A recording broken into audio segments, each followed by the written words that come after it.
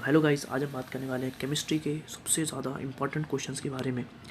तो ये क्वेश्चन जो है वो ऑलरेडी सोबिन सर ने और दिनेश सर ने दिया है। क्या ये इनफ है, इसकी बात करते हैं। नॉर्मली बहुत सारे क्वेश्चन आप देख पा रहे हैं, इसमें से कौन से करें। सर ने ऑलरेडी काफ़ी सारे क्वेश्चंस आईएमपी में दिए हैं and it is more than enough. Clear.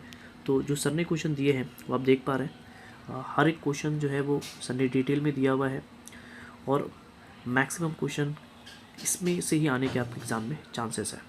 Clear. तो क्या ये इनफ है? तो मैंने देखा हर क्वेश्चंस को बहुत डिटेल में, तो सब क्वेश्चन जो है वो बड़ा मोर देन इनफ है। आप अगर इतने करते हो तो आपके आराम से जो है वो 90% के अबव आ जाएंगे। और बहुत ध्यान से, बिकॉज एग्ज़ाम का जो पैटर्न देख पा रहे हैं हम लोग, वो जो है वो बहुत अजीबोगरीब आ रहा है। तो बहुत ध्यान से करेंगे। ट्राई टू बी कि आप मैक्सिमम क्वेश्चन करके जाओ, बिकॉज आईएमपी क्वेश्चंस जो है थोड़े से जो है वो एग्ज़ाम में नहीं आ रहे। तो इसलिए हो सके जितने आईएमपी क्वेश्चंस हैं वो करें, उसके साथ जितने और भी क्वेश्चंस हैं वो सब आप सॉल्व करें। ये जो क्वेश्चन जो आप देख पा रहे हैं जो सर ने दिया है, it is more than enough. Somin sir ने दिया है ऑलरेडी ये इंपॉर्टेंट क्वेश्चंस। इसमें से भी मैं कुछ चीज़ें मार्क कर देता हूँ। जैसे कि आप देख पा रहे हैं काफ़ी सारे क्वेश्चन हैं, इसमें से जो और आईएमपी क्वेश्चंस हैं वो आपको पढ़ना है। जैसे सिंपल यूनिट सेल का जो ये डिफाइन है, सेंटर्ड से, और ये पहला क्वेश्चन आपको पढ़ना है। उसके बाद जो और इम्पॉर्टेंट है जिसके ऊपर न्यूमेरिकल आप देखते हो, वो ये बेटा derive the relation among the molar mass. इसको आप ध्यान से करके जाएंगे। क्लियर। बाकी सब डिफाइन आप पढ़ लीजिएगा, सब पढ़ना है। इसमें से ये 2-3 क्वेश्चंस आपको जो है वो पहले करना है। क्लियर है। बाकी सब सही है। इसमें से ये चीज़ आप पहले पढ़ लीजिएगा। तो चलते हैं आगे चैप्टर की तरफ। सॉल्यूशंस के अंदर भी हमने काफ़ी सारे क्वेश्चन दिए हैं which is more than enough. इसमें से आप कुछ क्वेश्चन सॉल्व कर सकते हैं जो और ज़्यादा इंपॉर्टेंट है। जैसे कि इसमें से एक ये क्वेश्चन है, कौन सा आपका 4th वाला क्वेश्चन। ये ध्यान से करेंगे, आईएमपी क्वेश्चन है, ऑलरेडी एग्जाम में आ चुका है। डिफाइन के लिए आइसोटोनिक, हाइपोटोनिक ये करके जाएंगे। राउट्स लॉ काफ़ी ज़्यादा इंपॉर्टेंट है, हेनरी लॉ करके जाएंगे। क्लियर है। तो ये सब आपके जो है वो इंपॉर्टेंट क्वेश्चंस है जो आपको पहले करके जाना है। क्लियर। और ऑस्मोटिक प्रेशर काफ़ी टाइम्स जो है वो रिपीटेड हो चुका है एग्ज़ाम में, काफ़ी सारे क्वेश्चंस हैं। तो ट्राई टू आप सब करिए, लेकिन इसमें से ये सब क्वेश्चन जो मैं बोल रहा हूँ उसको पहले सॉल्व करने का ट्राई करें। आईनिक के अंदर भी सब क्वेश्चन बहुत बेहतरीन हैं। उसमें से भी बता दूं मैं, ऑसवर्ल्ड डाइल्यूशन लॉ, इसके आने के काफ़ी चांसेस है। उसके बाद पीएच प्लस पीओएच का डेरिवेशन ऑलरेडी काफ़ी बार आ चुका है, लेकिन फिर से इसके आने के चांसेस है। और आप क्या पढ़ेंगे, हाइड्रोलिसिस एक बार देख के जाइए। हाइड्रोलिसिस क्वेश्चन नंबर 7 ये और भी ज़्यादा इंपॉर्टेंट है। बाकी और क्या हो सकता है, और ये सब बेसिक डिफाइन वगैरह दिख के जाइएगा, ये और ज़्यादा ही आने के चांसेस है। क्लियर। बाकी सब आपको ऑलरेडी सबने दिया हुआ है, तो उसको आप कर सकते हैं। केमिकल थर्मोडायनेमिक्स के न्यूमेरिकल्स आपको देखे जाना है। इसके न्यूमेरिकल सर ने नहीं बताया, लेकिन आपको न्यूमेरिकल जो करके जाना है। बाकी सब तो यहाँ पे दिया हुआ है। इस फर्स्ट क्वेश्चन ऑलरेडी काफ़ी बार आ चुका है, तो उसको करके जाइए। उसके बाद ये सब डिफाइंस वगैरह है, ये एक मार्क्स के अंदर आपको आ सकता है। बाकी जो 3 मार्क्स के लिए आने का चांस है वो है आपका बेटा मैक्सिमम वर्क डन का derivation, question number 9। Maximum work done का डेरिवेशन बहुत बार आ चुका है, इसके ऊपर न्यूमेरिकल तो बिल्कुल करके जाइएगा। क्लियर। बाकी सब डिफाइन वगैरह सब पढ़ लीजिएगा, और इसके ऊपर बहुत सारे न्यूमेरिकल्स आते हैं, तो वो आप देख के जाइएगा। बॉन्ड एंथैल्पी के न्यूमेरिकल्स, वर्क डन का ये जो न्यूमेरिकल है ये भी आपको एग्जाम में आ चुका है। 2-3 इसके सॉल्व एग्जाम्पल्स देख के जाइए बेटा। सॉल्व एग्जाम्पल वाले क्वेश्चन जितने भी है वो सब देख के जाइएगा, वो ज़्यादा इंपॉर्टेंट है। क्लियर। बाकी यहाँ सर ने ऑलरेडी सब दिया हुआ है, इसमें से बता दिया मैंने। फर्स्ट क्वेश्चन हो गया आपका, बाकी क्वेश्चन नंबर 9 हो गया, हैस लो हो गया। अभी डिफाइन पढ़ के जाओ, वर्क डन का ही डेरिवेशन करके जाओ, इसके बारे एक बेहतरीन सा न्यूमेरिकल आपको दिख सकता है। बाकी इलेक्ट्रोकेमिस्ट्री ये काफ़ी लेंदी चैप्टर है, सब सर ने दिया हुआ है। इसमें नर्स्ट इक्वेशन जो है बेटा ये आता है, इसके ऊपर आप न्यूमेरिकल करके जाइएगा। नर्स्ट वाले के ऊपर एक न्यूमेरिकल करके जाइएगा। बाकी मोलार कंडक्टिविटी, सेल कांस्टेंट, ये सब चीज़ें भी इसके ऊपर भी क्वेश्चन आने के बहुत ज़्यादा चांसेस है। बाकी जो आप देख पा रहे हैं 6 वाला क्वेश्चन, इसके ऊपर आपको एक न्यूमेरिकल पूछेगा, तो ये ध्यान से करिएगा। क्लियर। कुलरॉस लॉ के ऊपर भी एक न्यूमेरिकल आता है, वो ध्यान से करेगा। इसके ऊपर ये दिख रहा है क्वेश्चन नंबर 10 दिख रहा होगा आपको, relation between standard cell potential ये भी इंपॉर्टेंट है, इसके ऊपर न्यूमेरिकल आपको करके जाना है। तो चैप्टर के थोड़े थोड़े सॉल्व एग्जाम्पल भी आप कर लेते हो, वही बोल रहा हूँ मैं, सॉल्व फिजिकल के लिए सॉल्व एग्जाम्पल इनफ है। तो सॉल्व एग्जाम्पल एक बार आप देख के जाइएगा। बाकी सबने सब दिया हुआ, इसमें से भी 2-3 बता रहा हूँ मैं, उसको आप ध्यान से करना बिकॉज वो ज़्यादा आने के चांसेस है। क्लियर, चलते आगे की तरफ। केमिकल काइनेटिक्स काफ़ी इजी चैप्टर। क्लियर, इसमें से आपको सब सर ने दिया है, आप ट्राई टू बी के सब करके जाओ बिकॉज आप देख पा रहे हैं कि एग्ज़ाम में क्वेश्चन थोड़े से जो है वो इंपॉर्टेंट फिर IMP वाले नहीं आ रहे, तो क्वेश्चन कहीं से भी आने के चांसेस है। इसलिए ट्राई टू बी के आप हर क्वेश्चन को एक बार देख के जाओ। क्लियर, इसमें से आपका जो ये है फर्स्ट ऑर्डर रिएक्शन इंटीग्रेटेड, ये तो बहुत ध्यान से करके जाना है। क्लियर, काफ़ी बार ये आ चुका है तो आने के चांस है। इसका रेट लो आने के चांसेस है। क्लियर, वो सब ध्यान से करके जाएंगे। उसके बाद डायरेक्ट आपका क्या आ सकता है, हाँ ये हाफ लाइफ भी देख के जाना है आपको। हाफ लाइफ वाला क्वेश्चन फर्स्ट ऑर्डर और ज़ीरो दोनों के लिए आपको देख के जाना है। और इसके ऊपर बेसिक जो न्यूमेरिकल्स हैं वो आपको देख के जाना है। सॉल्व एग्जाम्पल फिजिकल केमिस्ट्री के लिए बेटा मोर देन इनफ है, तो सॉल्व एग्जाम्पल पहले करेंगे, फिर आपको जो है पीछे के कुछ जो क्वेश्चन जो IMP है जो PYQ में आ चुका है वो आपको सॉल्व करना है। Integrated law first order zero order ये ध्यान से करना है। क्लियर, रेट लॉ का डिफाइन और एक दो जो डिफाइन है वो आपको अच्छे से करके जाना है। बाकी सर ने हर क्वेश्चन दिया है, ट्राई टू कि आप पहले इनको सॉल्व कराएं। ये हो गया आपका फिजिकल केमिस्ट्री ख़त्म। फिर आपका चैप्टर जो है वो 16, 17, 18 है।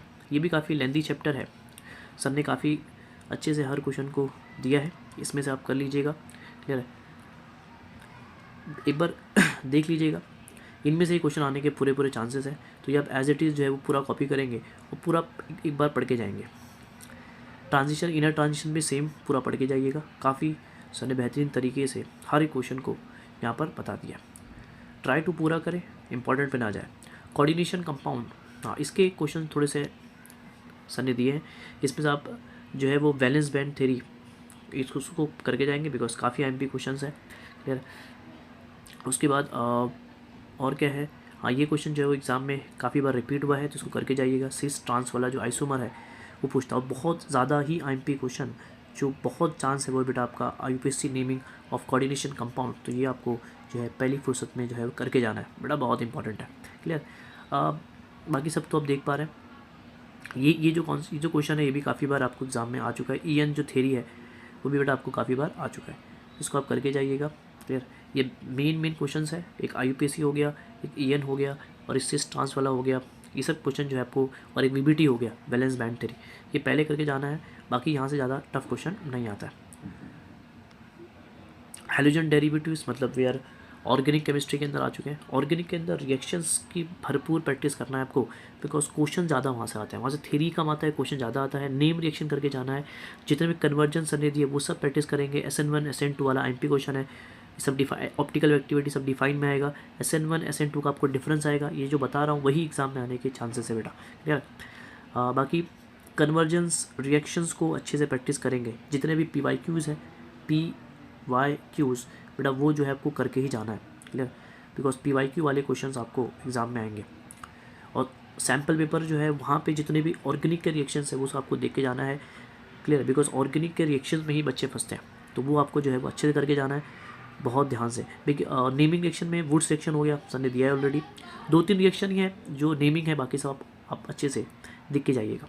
सही है, तो बहुत ध्यान से रिएक्शंस वाले क्वेश्चन को प्रैक्टिस करना, उसमें आप फंसोगे।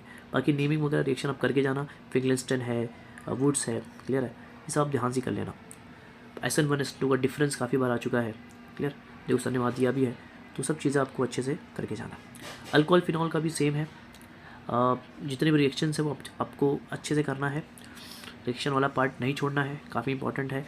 रेमंड नेमिंग के अंदर देख पा रहे कोलबे रेमंड टीबन, ये दो बहुत कम नेमिंग रिएक्शंस हैं, उनको आप अच्छे से करेंगे। क्लियर, बाकी सब सर ने ऑलरेडी आपको दिया हुआ है, क्वेश्चन प्रैक्टिस करके जाएंगे, जितने क्वेश्चन दिए हैं वो सब आपको जो है अच्छे से प्रैक्टिस करना है, उसमें कोई वो नहीं करना है। ऑर्गेनिक के अंदर प्रैक्टिस ही आपको काम आएगी, रिएक्शंस को कन्वर्जन को जितने भी है सब करके जाना है। क्लियर, इसमें कोई डाउट नहीं है, सर ने ऑलरेडी काफ़ी अच्छे दिया हुआ है। विलियमसन वाला रिएक्शन काफ़ी बार आ चुका है। क्लियर, तो यह सब आप करके जाएंगे। सही है, तो आगे चलते हैं। देखो आगे है जो है अल्डिहाइड कीटोन, काफ़ी बड़ा चैप्टर है। क्लियर, तो इसमें भी जो मेन है वो सब करके जाइएगा।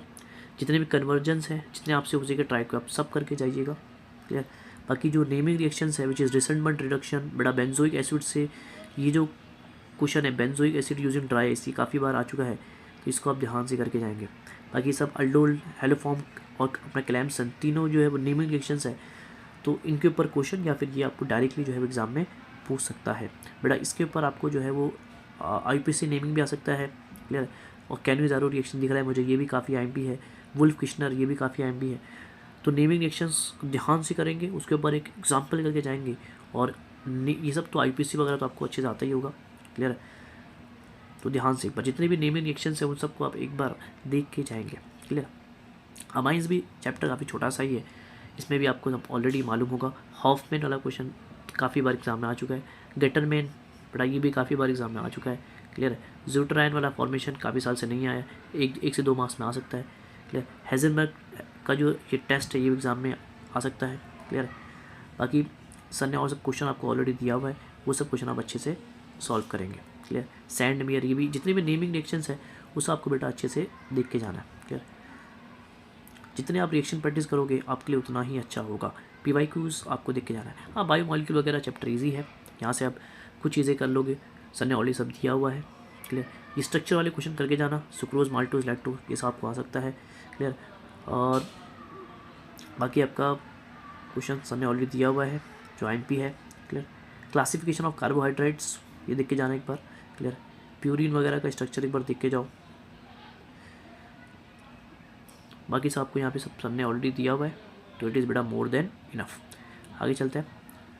पॉलीमर के अंदर तो बहुत सिंपल चैप्टर है, सबको आता ही होगा। जितने भी स्ट्रक्चर आप देख के जाओ उसमें से सर ने कुछ दिए हैं, विच इज़ नाइलॉन 66। हाँ बेटा ये मोर देन इनफ है। बाकी जो भी बच रहा है, टेफ्लॉन वगैरह बच रहा है, जो भी और भी बच रहा है वो सब भी आप देख के जाएंगे। बिकॉज चैप्टर ईजी है तो उसको पूरा करने का ट्राई करो, कुछ छोड़ो मत। क्लियर है। बिकॉज अगर आप कुछ करके जाते हो, कुछ छोड़ के जाते हो, तो पता नहीं एग्ज़ाम में क्या आएगा। इसलिए चैप्टर को एक बार पूरा देख के जाओ, जितने भी IMP है उसके साथ जितने बच रहे हैं उन सबको भी देख के जाओ। बिकॉज फिजिक्स का जो पेपर हुआ उससे बेटा आपको सब मालूम पड़ गया होगा। क्लियर। बाकी ग्रीन केमिस्ट्री ऑलरेडी काफ़ी इजी है, तो उसको आप जितना आपसे हो सके सब करके जाओ। क्लियर। मेन जो क्वेश्चन है आपको मालूम है, nano chemistry, nano materials, experiment types of nano materials, economy, atom economy क्या होता है बेटा, ये सब देख के जाओ। ग्रीन के ये सब के डिफाइन वगैरह पे, हाँ ये 12 प्रिंसिपल बेटा बहुत IMP क्वेश्चन है। 12 प्रिंसिपल ऑफ ग्रीन केमिस्ट्री, ये आपको ध्यान से अच्छे से करके जाना। क्लियर। तो इट इज़ बेटा मोर देन इनफ, और ये सर ने ऑलरेडी सब पढ़ा के रखा है आपको। तो बेटा ये सब क्वेश्चन है जो सर ने दिए हैं, और बेटा ये मोर देन इनफ है। क्लियर है। बाकी आपसे जो और बच रहा है PI अपने जिसके पहले के जो पेपर्स हैं उनको आप सॉल्व करेंगे। सैम्पल पेपर आपको दिख रहा होगा, बड़ा सैम्पल पेपर आपको सॉल्व करके जाना है एक बार। क्लियर है। वहीं से क्वेश्चंस आने के ज़्यादा चांसेस है। सर ने जितने दिए which is more than enough, आपके आराम से बेटा 95% आ जाएंगे। क्लियर। तो आजकल तक काफ़ी है, पढ़ाई करते रहें। All the best.